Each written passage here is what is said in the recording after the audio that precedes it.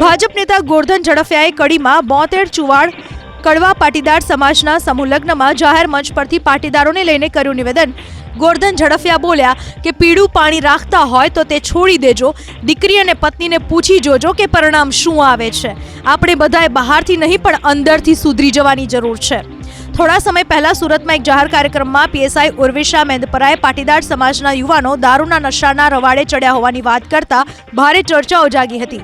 ત્યારે હવે ગોરધન ઝડફિયાએ પણ પાટીદારોને કરી ટકોર અને ઘરમાં જો પીળું પાણી રાખતા હોય ને એને મહેરબાની કરીને બંધ કરી દો।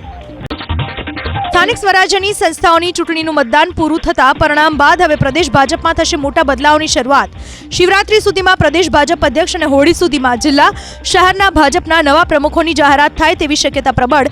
કેન્દ્રીય મંત્રી હોવાના કારણે એક વ્યક્તિ એક પદને ધ્યાનમાં રાખી પ્રદેશ અધ્યક્ષની જવાબદારીમાંથી મુક્તિ આપવાની સી.આર. પાટીલ પહેલાથી જ કેન્દ્રીય નેતૃત્વ સમક્ષ રજૂઆત કરી ચૂક્યા છે। પ્રદેશ અધ્યક્ષ તરીકે ઓબીસી સમાજના કોઈ યુવાન ચહેરાને પ્રાધાન્ય અપાય તેવા તર્કના આધારે અટકળો ફરી વહેતી થઈ છે।